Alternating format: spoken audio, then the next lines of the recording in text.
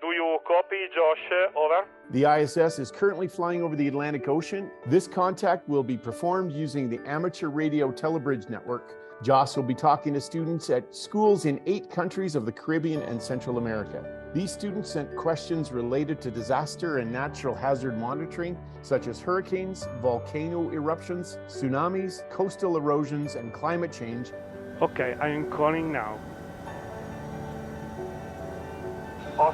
Here it is. That's us. That's us. Got him. Welcome aboard the International Space Station. Good afternoon, Josh. Your signal is loud and clear. If you are ready, I am going to pass the microphone to the first student. Over. I have you loud and clear, and I'm ready for questions. Over. Raul from Panama. What is the International Space Station? Over. Hello. Well, the International Space Station is the largest spacecraft that we've ever built. It is a floating laboratory. It's about the size of a football field, about 100 meters across. And in the part that we live in, it's about the size of a 6-bedroom house. And we're traveling at over 17,000 miles an hour. We're just about 250 miles above you. And in fact, just a couple minutes ago, we passed over South America, and we'll be over St. Lucia in less than an hour and a half. Yeah, we're from Costa Rica, from you, Sir Martha Evans, from space, and what is it like to be there? Over. Well, hanging from the bottom of the space station is something that looks like half of a soccer ball, and each face of that soccer ball is a beautiful window that we can look out and see our beautiful planet. And so we love to spend a little time there whenever we can, because the view of our planet is really breathtaking. And I'll tell you, when I'm in there, it is never, ever boring. There's no part of this planet that I don't absolutely love looking at. Over.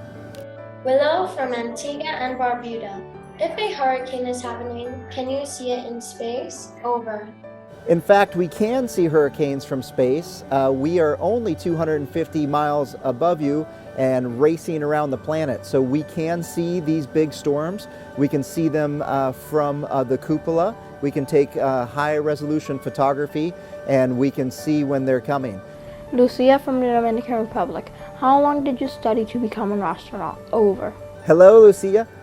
In fact, I feel like I've been studying my whole life to be an astronaut. And I don't know that I'm ever going to stop because I really, really enjoy learning new things. In my previous life, I was a physicist. I studied physics, and then I became a pilot in the US Navy, and then eventually a test pilot before I became an astronaut. And so the best thing about this job is there's always something new to learn, whether it is how to live and work in space and get better at that, or if it's helping our researchers do their experiments and learn new things about their fundamental science that they're doing. Over. Gabriel from Cayman Islands. What do you do in space? Over. Hello, Gabriel from the Cayman Islands. Well, I'll tell you, every day is different up here. Some days we're doing research and helping run those experiments that we were just talking about. And those experiments go from everything from biology to physics to research on the human body. Or sometimes we're doing maintenance on the space station. And sometimes we have to do even more adventurous things like go grapple and catch a cargo vehicle with a robotic arm, or go outside and do a spacewalk. And in fact, just last week we did a spacewalk and we built some new apparatus that we can put a solar array on, and we're gonna go put solar arrays on next week. Over. Anna from St. Lucia. Do you study and measure climate change from space? Over. Well, we can certainly take photography from the cupola, like we were talking about, and we can see the effects of climate change from time to time. But primarily, we have instruments that are mounted on the outside of the space station that are used to collect data on the planet itself, whether that be surface temperature or atmospheric content. And that helps us give information back to the researchers and the scientists to help us understand where we are, where we're headed, and what we can do about it. Over. Leanne from Antigua and Barbuda. When a volcanic eruption happens, can you see the effects from space? Over. Hi, Leanne. We absolutely can. In fact, we did have an astronaut a couple years ago who saw a volcano erupt, and he actually made a call down to Alaska and let them know what he saw, and they didn't even know it was erupting yet. So yes, we can absolutely see volcanoes from up here. Over. Ben and I are from St. Lucia. What are the impacts of space hurricanes, and does it affect us here on Earth? Over. Well, space hurricanes are a little different than the hurricanes we're familiar with on Earth. The hurricanes on Earth are based on water and rain and pressure differences and even the rotation of the Earth. The space hurricanes tend to come from energetic electrons that are coming from the sun, and then they collide with oxygen and nitrogen in our atmosphere, and that's what makes those beautiful colors, the greens and the blues of the aurora. And that's actually some really, really neat quantum mechanics that makes that happen.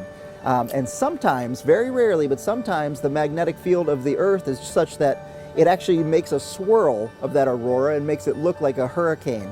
But the good news is that doesn't have an effect on us, on the planet. There's no threat there. It does sometimes maybe affect our satellites a little bit, but I haven't seen a space hurricane yet, but I'm keeping my fingers crossed for sure. Over. Josh from St. Kitts and Nevis. Do other planets have volcanoes? Over. Hello, Josh.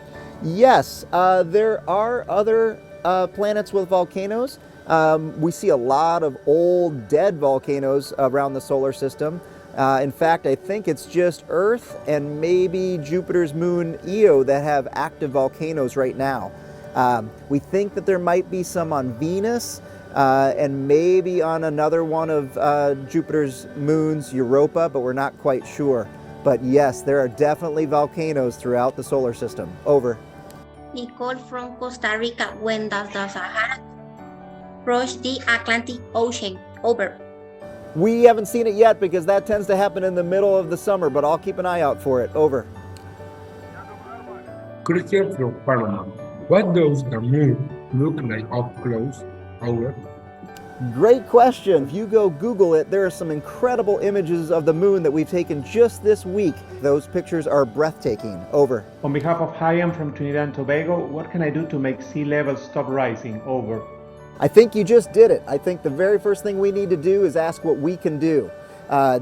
We are absolutely in a spot where we're affecting the planet, and we wish that wasn't true, but wishing that it's not true doesn't help us solve the problem.